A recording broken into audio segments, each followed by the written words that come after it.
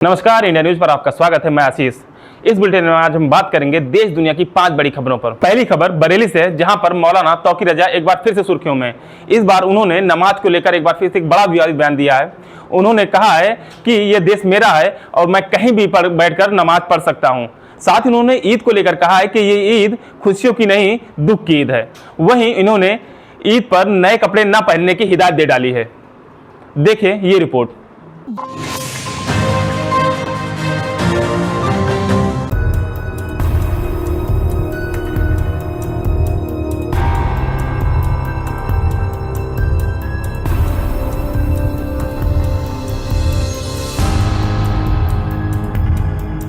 बरेली के मौलाना ने दिखाए तेवर, सड़क पर पढ़ूंगा नमाज, देखें कौन रोकेगा। संभल को लेकर किया बड़ा ऐलान, ईद पर नए कपड़े नहीं पहनेंगे मुसलमान। देश के हालात बेहद खराब, मस्जिद मदरसों को तोड़ा जा रहा। ईद को लेकर इन दिनों भड़काऊ बयान सामने आ रहे हैं। इस बार ये भड़काऊ बयान किसी और ने नहीं बल्कि इत्तेहादे मित्तल काउंसिल के चीफ मौलाना तौकीर रजा ने दिया। एक बार फिर से मौलाना तौकीर प्रदेश की फिजा खराब करने की कोशिश कर रहे हैं। अपने भड़काऊ बयान से मौलाना सीधे तौर पर प्रदेश के लॉ एंड ऑर्डर को टारगेट करते हुए नजर आ रहे हैं, या फिर यूं कहें कि वो एक बार फिर से अपने पुराने तेवर में लौटकर प्रदेश का माहौल बिगाड़ रहे हैं। ईद की खुशी नहीं बल्कि गम की ईद है।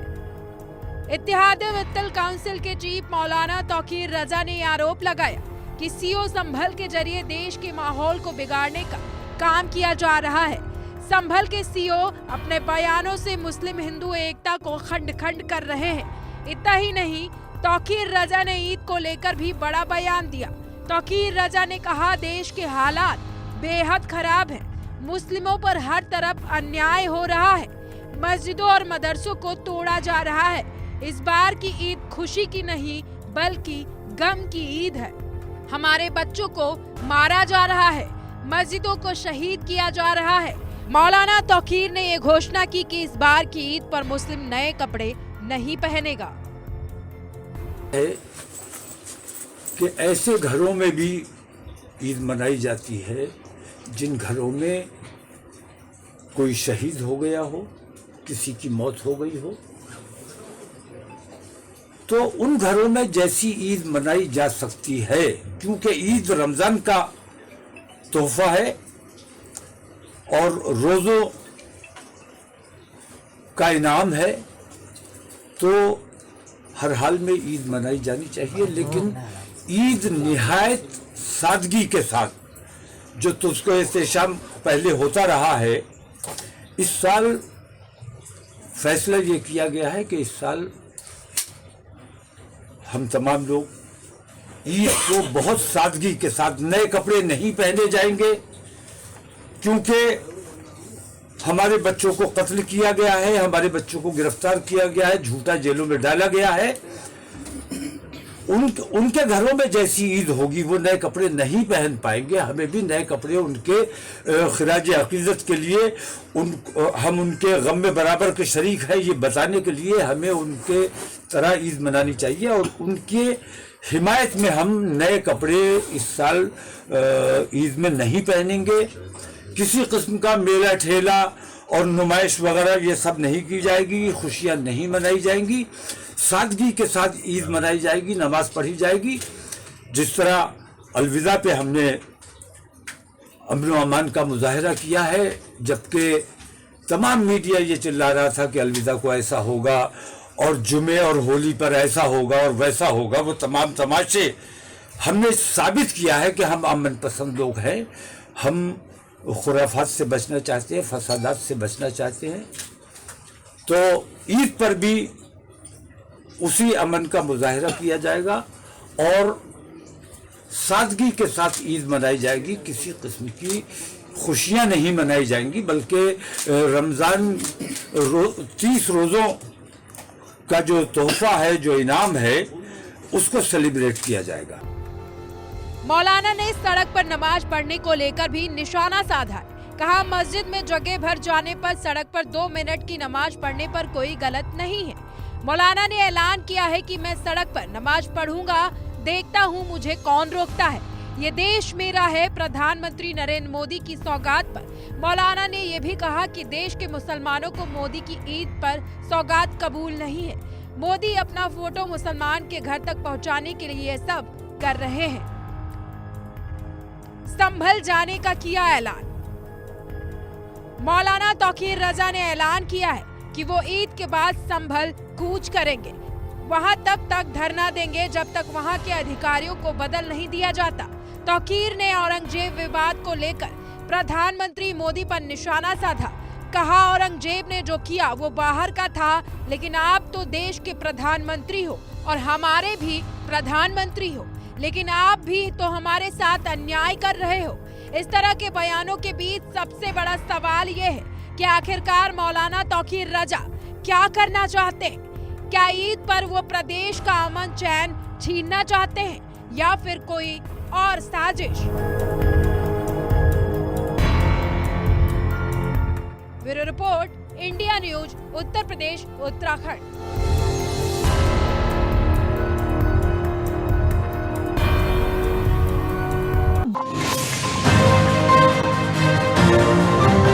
वहीं दूसरी खबर नवरात्रि से जुड़ी है। चैत्र नवरात्र की शुरुआत हो गई है। इस नवरात्रि का एक विशेष महत्व है। माता रानी अपने भक्तों पर विशेष कृपा करती हैं। जो भक्त माता रानी का ध्यान और पूजन करते हैं, माता रानी की कृपा पाने के लिए हर कोई लालायित रहता है और वो उनको खुशी करने के लिए व्रत कथा और उपवास रखता है। पूरे देश में मंदिरों को बड़ी भव्य तरीके से सजाया गया है। देखें ये रिपोर्ट। नमस्कार, इंडिया न्यूज़ के डिजिटल प्लेटफॉर्म पे आप सभी का स्वागत है। आज नवरात्रि का पहला दिन है। चैत्र नवरात्रि के पहले दिन माँ शैलपुत्री की पूजा अर्चना की जाती है।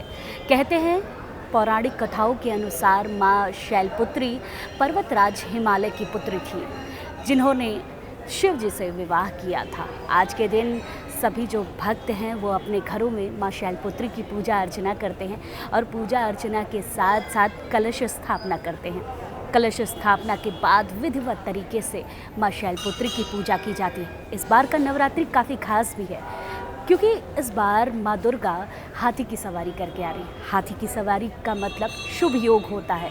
जब माँ 9 दिन तक धरती पर रहती हैं तो 9 दिन उनका दिव्य स्वरूप होता है और दिव्य स्वरूप में वो दर्शन देती हैं।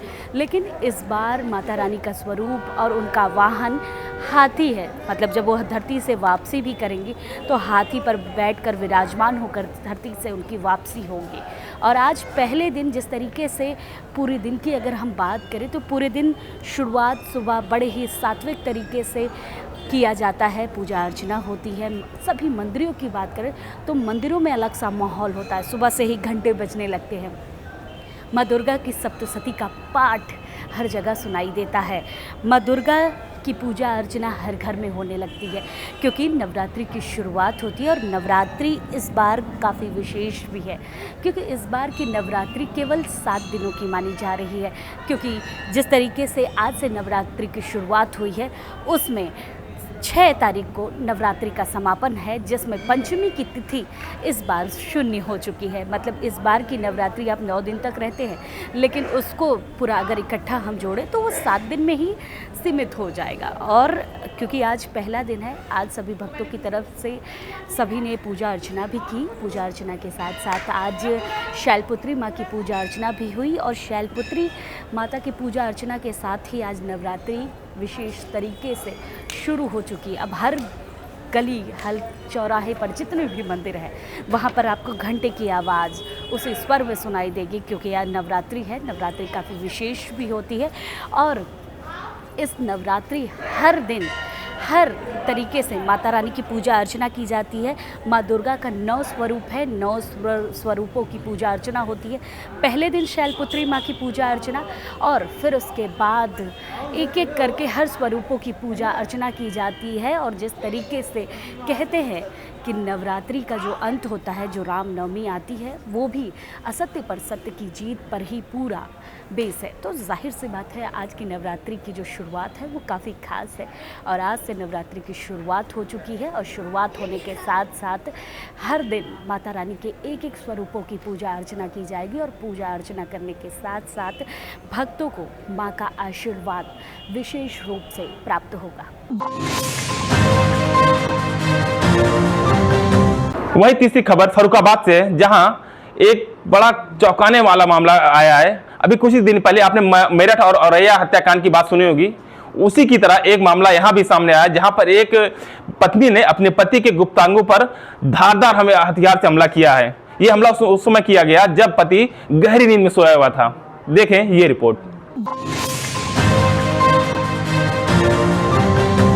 मर्दों से बात करती है और बोलती है उस पास साथ रहेंगे नहीं। हमने पूछा कि हम तो चाहते क्या, बोलते तुम्हारी जान चाहते हैं, हमारी कोई सुनवाई नहीं हो रही है। इससे पूर्व भी कोई घटना हुई जिसकी तुमने हाँ, पहले वहाँ साथ चलाती रहती, मैंने यहाँ पे माथे पे एक बार चाकू भी मारा था, तो मैंने कोई कंप्लेंट नहीं की थी।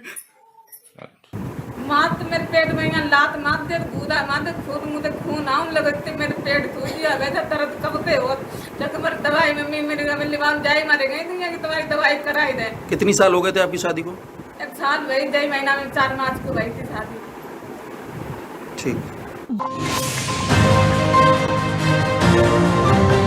चौथी खबर की बात करें तो ये एक बहुत ही महत्वपूर्ण खबर है। ये खबर देश के लिए बहुत ही गर्व की खबर है। ये खबर भारतीय सेना से जुड़ी हुई है, जिसमें भारतीय सेना को अब एक ऐसा हथियार मिल गया है जिससे चीन और पाकिस्तान की नींद उड़ गई है। भारतीय सेना के जो खेमे में अब एक आत्मघाती ड्रोन जिसका नाम नागास्त्र 1 है वो आ गया है, जिससे पाकिस्तान और चीन की बेचैनी बढ़ गई है। इस अस्त्र को पाकिस्तान और चीन की सीमा पर तैनात किया जाएगा। देखें ये रिपोर्ट।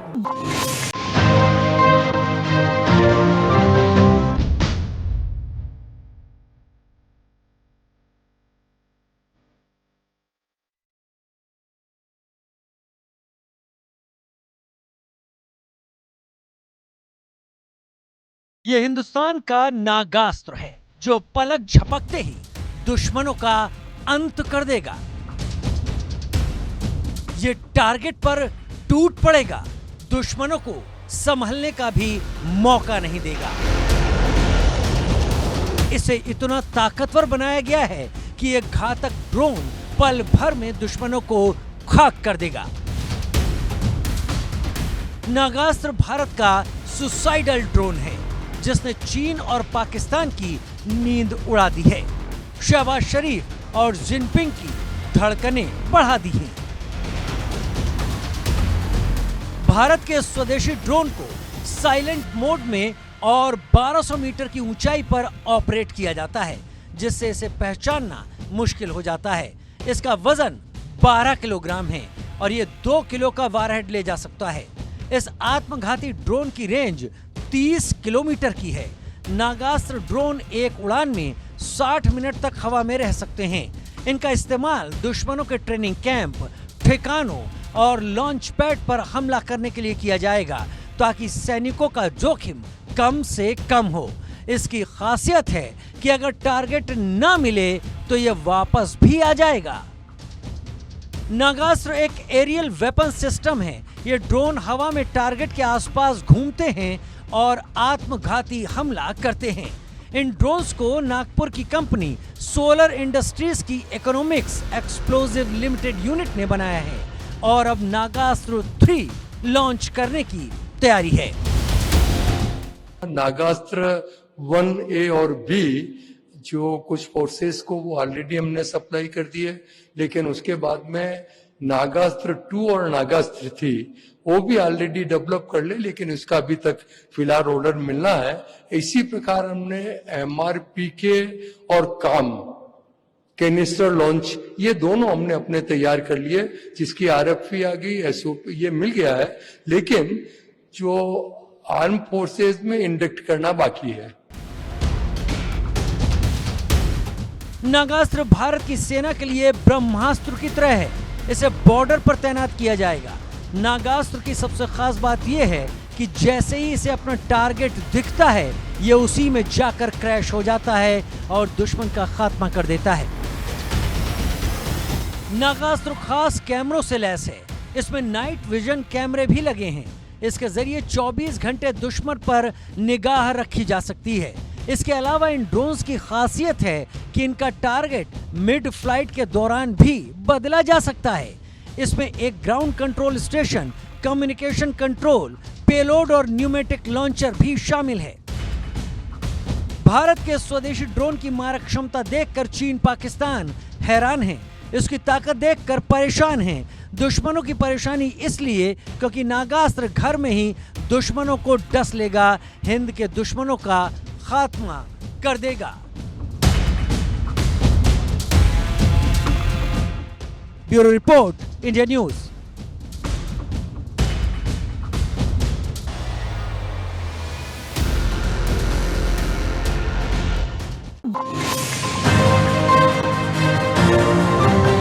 पांचवी खबर हमारे पड़ोसी देश पाकिस्तान से, जहां पर पाकिस्तान का सबसे बड़ा सूबा जो बलूचिस्तान है वो उबल रहा है। यहां लगातार हत्या और बम के धमाके हो रहे हैं। बलूच विद्रोही पाकिस्तान सेना के नाक में दम करके रखे हैं और वो आए दिन कहीं ना कहीं एक घटना को अंजाम दे रहे हैं, जिसको लेकर पाकिस्तानी सेना जो है वो बौखलाहट में है। देखें ये रिपोर्ट। धमाकों से पाकिस्तान दहल रहा है। बलूच विद्रोहियों के गुस्से की आग में जल रहा है। बलूचिस्तान में आजादी के लिए भीषण जंग छिड़ चुकी है। महरंग बलूच की गिरफ्तारी के बाद आक्रोश की आग विकराल हो गई है। बलूच विद्रोहियों का हमला और तेज हो गया है। ईद से पहले बलूचिस्तान में कोहराम मच गया। बलूचिस्तान की आजादी के लिए जंग लड़ने वाले संगठन बलूच राजी आजोई संगर यानी BRAS ने दावा किया कि उसके हमलों में कम से कम 32 पाकिस्तानी सेना के जवान मारे गए हैं, जबकि 40 से ज्यादा पाकिस्तानी जवान घायल हुए हैं। BRAS ने इसके अलावा पाकिस्तानी सेना के 14 गाड़ियों को नष्ट करने की भी बात कही है। BRAS के प्रवक्ता ने कहा है कि हमारे समूह ने बलूचिस्तान के 30 से ज्यादा प्रमुख जगहों पर नेशनल हाईवे पर कब्जा कर लिया है। तुर्बत पर पहले ही बलूच विद्रोहियों ने कब्जा कर रखा है और अब क्वेटा से कराची जाने वाले रास्ते पर भी बलूच विद्रोहियों का कंट्रोल हो गया है। BRAS ने पाकिस्तान की सेना को घुटने टेकने पर मजबूर कर दिया। हमला इतना भीषण हुआ कि मुनीर के सैनिक जान बचाने के लिए उल्टे पांव भागने लगे।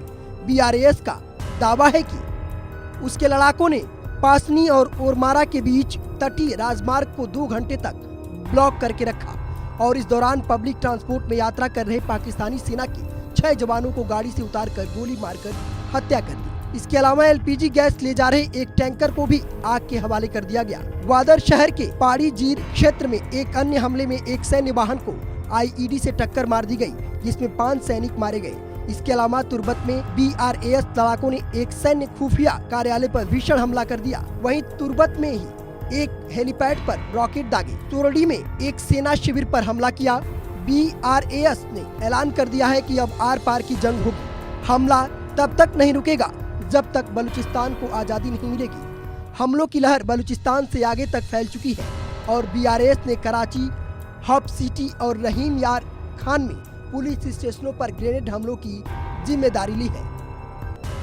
कैदाबाद पुलिस स्टेशन पर किए गए हमले में 3 पुलिस अधिकारी घायल हो गए थे, जबकि उत्तरी बाईपास के पास CTD वाहन पर एक अलग हमले में 3 और घायल हो गए। इसके अलावा डेरा बुगती में भी BRAS के लड़ाकों ने कट्टन पुल में एक सेना की चौकी को निशाना बनाया और सुई से पंजाब तक एक गैस पाइपलाइन को तोड़ दिया। BRAS के हमले से पाकिस्तानी सेना इस कदर बौखला गई कि बलूचों की आवाज दबाने के लिए आत्मघाती हमला कराने लगी। बलूचिस्तान के क्वेटा से करीब 50 किलोमीटर दूर मस्तंग में लकी दर्रे के पास बलूच नेताओं के धरनास्थल के पास आत्मघाती हमलावर ने विस्फोट कर खुद को उड़ा लिया। गनीमत रही कि इस हमले में बलूच नेता और कार्यकर्ता बाल बाल बच गए। हमने बोला क्या है, सिक्योरिटी वाला भी बोलता है बैठो, कुछ भी नहीं है। हमने आगे देखा, एक दोस्त ने बोला जाओ उसको पकड़ो, खुद कुछ है। हमने बोला किधर है वो, हमने आगे गया, उसको नारे किया आ जाओ इधर, आ गया, हमने उसको पकड़ लिया। Hands up. पाकिस्तानी आर्मी का हर दाव उल्टा पड़ रहा है। हर मोर्चे पर मुनीर की सेना मार खा रही है। सवाल है कि क्या बलूचिस्तान की आजादी का वक्त आ गया है? क्या फिर पाकिस्तान कई टुकड़ों में बढ़ जाएगा? Bureau report, India news.